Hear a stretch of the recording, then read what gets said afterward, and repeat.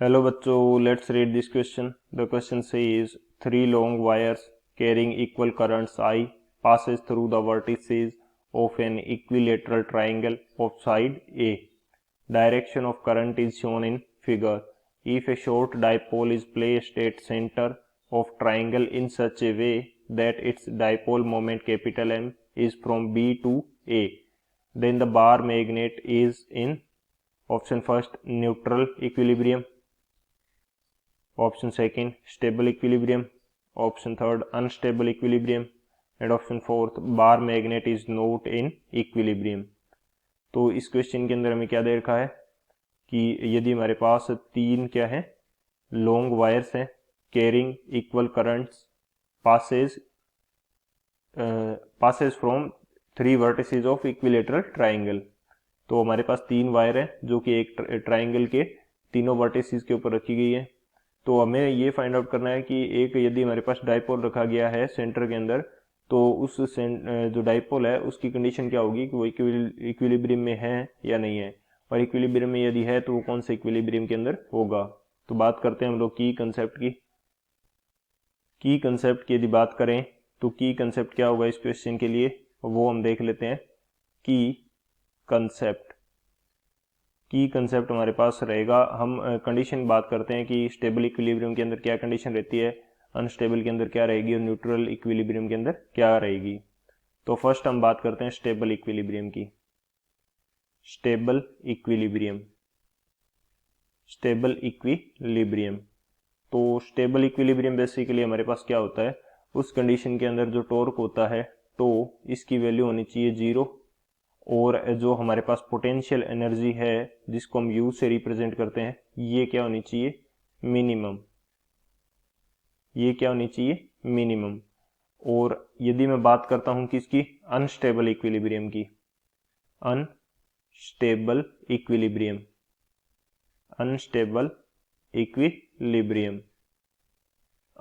Equilibrium इसके अंदर to क्या होगा, टो तो होगा जीरो, और u हमारे पास कैसा होगा पोटेंशियल एनर्जी, ये हमारे पास होगी पॉजिटिव। अनस्टेबल के अंदर कैसी होगी, पॉजिटिव होगी, या बोल सकते हैं कि मैक्सिमम हो सकती है लेकिन मिनिमम नहीं होगी। तो मिनिमम का मीनिंग है कि ये कैसी होगी, नेगेटिव होगी, और ये यहाँ पे क्या हो सकती है, पॉजिटिव और maximum, but not minimum,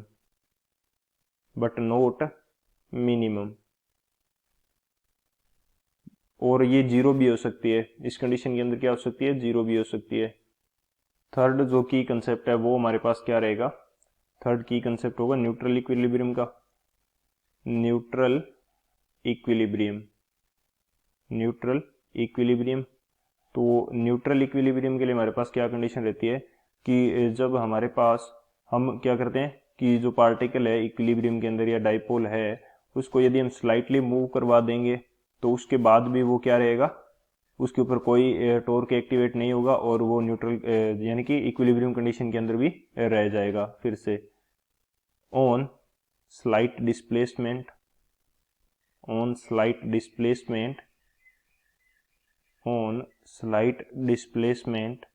dipole will not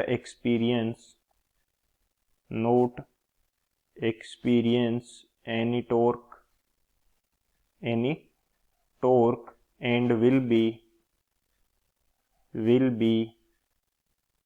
in equilibrium at displaced position,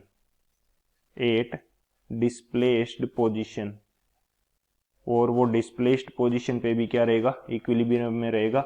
ये हमारे पास कंडीशन रहती है न्यूट्रल इक्विलिब्रियम की। तो ये हमारे की कंसेप्ट होंगे, इन की कंसेप्ट की हेल्प से इस क्वेश्चन को सोल्व करते हैं। अब यदि बात की जाए सॉल्यूशन की तो हमें ये फिगर दे रखा है एक, तो सबसे पहले तो मैं बात कर लेता हूँ कि टॉर्क जो होगा उसकी वैल्यू क्या रहेगी। टॉर्क यदि डाइपोल मोमेंट m है तो टॉर्क की वैल्यू रहेगी हमारे पास एम बी साइन थीटा, और जो पोटेंशियल एनर्जी है इसकी वैल्यू क्या रहेगी, minus M B cos theta. Minus M B cos theta. तो यहाँ पे हम देखते हैं कि जो बी की वैल्यू है वो क्या रहने वाली है, तो उससे हमारा सारी चीज़ें क्लियर होगी। तो ये इक्विलेटरल ट्राइंगल है, तो सेंटर से सभी कॉर्नर की डिस्टेंस क्या होगी, सेम होगी, क्योंकि जो तीनों जो हमारे पास वर्टिसेस हैं उनकी डिस्टेंस सेम है सेंटर से। तो डाइपोल की तीनों जो वायर हैं उनसे डिस्टेंस क्या होगी, सेम होगी। एक चीज़ तो ये क्लियर हो जानी चाहिए। और अब यदि मैं इनको क्या बोल देता हूँ, नंबरिंग दे देता हूँ फर्स्ट, सेकंड एंड थर्ड, तो तीनों के कारण हमारे पास यहाँ पे क्या मिलेगा, मैग्नेटिक फील्ड मिलने वाला है। तो तीनों के कारण मैग्नेटिक फील्ड की वैल्यू क्या होगी वो हम लोग देख लेते हैं यहाँ पे। तो मैग्नेटिक फील्ड की जो डायरेक्शन होती है वो डिसाइड की जाती है राइट एंड पाम रूल से। तो जब मैं फर्स्ट के कारण देखूंगा तो करंट मेरा बाहर की तरफ है, जिस डायरेक्शन के अंदर मेरा क्या रहेगा, थंब रहेगा। और in the direction of that point, जहाँ पे हम मैग्नेटिक फील्ड देख रहे हैं उस डायरेक्शन के परपेंडिकुलर 90 डिग्री पे हमें क्या मिलेगा, उस डायरेक्शन के अंदर हमारी क्या रहेगी, फिंगर्स रहेगी।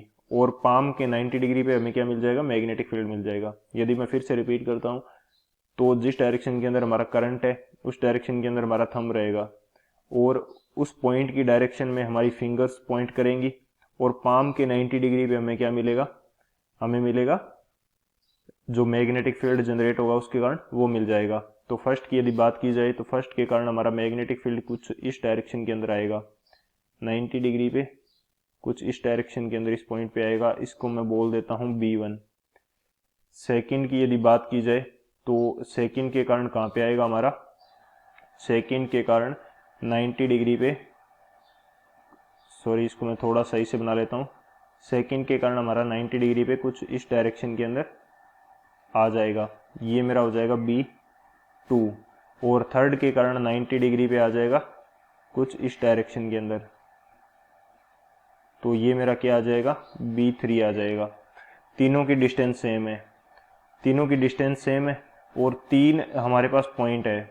तो यदि मैं B1 एंड B2 की बात करूं तो B1 एंड B2 जो है इन दोनों का क्या आएगा, मेरे पास एक रिजल्टेंट आएगा जो कि B3 के इक्वल एंड अपोजिट डायरेक्शन का होगा। ये किस प्रकार से होगा, क्योंकि तीनों के यानी कि दो मैग्नेटिक फील्ड के बीच का एंगल कितना है, एंगल है 120 डिग्री। 120 डिग्री कैसे हुआ कि ये एंगल 30 डिग्री हो गया, ये एंगल 30 डिग्री हो गया, तो ये पूरा एंगल मेरा क्या हुआ था, ये पूरा एंगल हुआ था मेरा 120 डिग्री, सॉरी 30 30 60, और ये 120 डिग्री हो गया।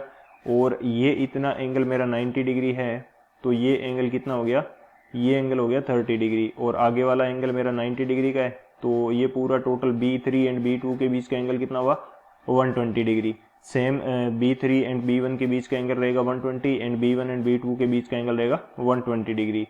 तो अब यदि मैं B3 एंड B2 का रिजल्टेंट निकालूंगा तो 120 डिग्री के लिए इन दोनों के बिल्कुल मिड पॉइंट पे मेरे को मिलने वाला है कुछ इस डायरेक्शन के अंदर, कुछ इस डायरेक्शन के अंदर मिलेगा।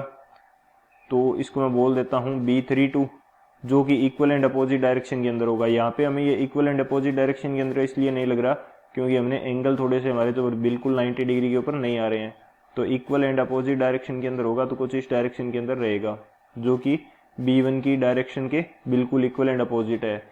तो B1 की डायरेक्शन के इक्वल एंड अपोजिट और इन दोनों का मैग्नीट्यूड भी B1 के इक्वल आएगा। B32 का जो मैग्नीट्यूड है, B32 इसका मैग्नीट्यूड किसके इक्वल है, B1 के इक्वल है। B1 के इक्वल क्यों है, B1 के इक्वल इसलिए है कि दो का जो होता है, दो वेक्टर का यदि रिजल्टेंट निकालते हैं तो वो हम किस प्रकार से निकालते हैं, यदि दो वेक्टर है 2p, मैं मान लेता हूँ वेक्टर है 2p cos थीटा बाई 2 से निकालते हैं। थीटा की वैल्यू 120 डिग्री है तो ये आ जाएगा 60 डिग्री, और cos 60 डिग्री की वैल्यू क्या होती है 1/2, तो 2p इंटू 1/2 इनका रिजल्टेंट किसके इक्वल आएगा, एक पर्टिकुलर वेक्टर के जो रिजल्टेंट होता है उसके इक्वल आ जाएगा, तो p के इक्वल ही आएगा इसका भी।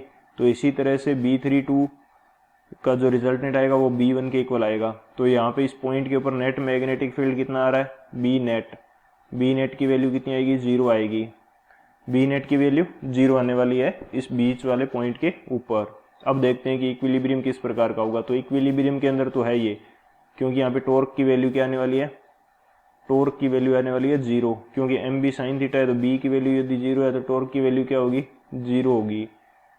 तो देखते हैं कि इक्विलिब्रियम कौन सा है। अब इक्विलिब्रियम की यदि बात की जाए तो न्यूट्रल के लिए क्या होता है मेरे पास, न्यूट्रल के लिए कंडीशन रहती है कि यदि इसको स्लाइटली, इस डाइपोल को स्लाइटली यहाँ से डिस्प्लेस करा देंगे तो ये कोई भी टॉर्क एक्सपीरियंस नहीं करेगा और वापस इक्विलिब्रियम के अंदर आ जाएगा। तो इस कंडीशन के अंदर यदि मैं यहाँ पे इसको मूव करवा देता हूँ तो क्या पॉसिबल है कि ये इक्विलिब्रियम के अंदर रहेगा।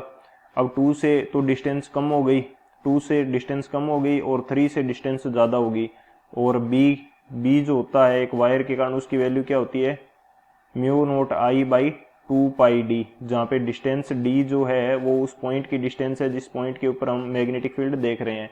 तो डी चेंज हो गई तो मैग्नेटिक फील्ड चेंज हो गया और इस कंडीशन के अंदर टॉर्क अप्लाई होना स्टार्ट हो जाएगा। तो अब जब डिस्टेंस चेंज हो जाएगी तो इन तीनों का मैग्नेटिक फील्ड जो है वो इक्वल रिजल्टेंट यानी 0 नहीं रहेगा। तो यहाँ पे क्या हो जाएगा, बी नेट क्या होगा, B net not equal to 0 होगा और टॉर्क भी जो होगा वो नॉट इक्वल टू 0 होगा। तो न्यूट्रल इक्विलिब्रियम पोजीशन संभव नहीं है। तो अब हम बात करते हैं स्टेबल की। स्टेबल के अंदर हमारे पास कंडीशन थी कि जो टॉर्क है वो 0 होना चाहिए। तो इस कंडीशन के अंदर जब ये जहाँ पे मिड पॉइंट के ऊपर है वहाँ पे क्या है हमारे पास, टॉर्क क्या है, 0 है, और पोटेंशियल एनर्जी क्या रहती है हमारे पास, minus M B cos theta. लेकिन यहाँ पे पोटेंशियल एनर्जी यदि बी 0 है तो पोटेंशियल एनर्जी भी 0 होगी। तो स्टेबल इक्विलिब्रियम के अंदर क्या चाहिए था, स्टेबल इक्विलिब्रियम के अंदर हमें चाहिए था कि जो पोटेंशियल एनर्जी है वो मिनिमम होनी चाहिए, यानी कि नेगेटिव में होनी चाहिए। तो यहाँ पे तो नेगेटिव में नहीं है, मिनिमम क्यों होनी चाहिए, कोई ऐसी भी तो कंडीशन हो सकती है जब हमारे पास थीटा की वैल्यू क्या हो, थीटा की वैल्यू क्या हो जाए, कोई ऐसी कंडीशन हो सकती है जब थीटा की वैल्यू 0 डिग्री हो जाए। तो कोस 0 डिग्री की वैल्यू 1 होती है तो u माइनस एम भी आ जाएगा, यानी कि नेगेटिव में आ जाएगा। तो स्टेबल इक्विलिब्रियम के लिए अलग कंडीशन होगी, लेकिन यहाँ पे u 0 है हमारे पास, तो स्टेबल इक्विलिब्रियम भी नहीं है, न्यूट्रल इक्विलिब्रियम भी नहीं है। तो बचा कौन सा हमारे पास, अनस्टेबल इक्विलिब्रियम। वो भी देख लेते हैं कि अनस्टेबल इक्विलिब्रियम है या नहीं है। तो इस कंडीशन के अंदर टो तो हमारा 0 है और u की वैल्यू क्या है, 0 है। u की वैल्यू यदि 0 है तो मिनिमम नहीं है इस कंडीशन के अंदर। हमने बात की थी पॉजिटिव हो सकती है और 0 हो सकती है लेकिन नेगेटिव नहीं होगी। तो 0 है, यहाँ पे 0 है, तो ये अनस्टेबल इक्विलिब्रियम क्या हो जाएगा, अनस्टेबल इक्विलिब्रियम कंफर्म हो जाएगा। तो कौन सा ऑप्शन करेक्ट होगा वो देख लेते हैं हम लोग। तो यहाँ पे जो सी ऑप्शन है अनस्टेबल इक्विलिब्रियम वो हमारा करेक्ट है। So option C is the final answer. I hope you understood it well. Best of luck. Thank you.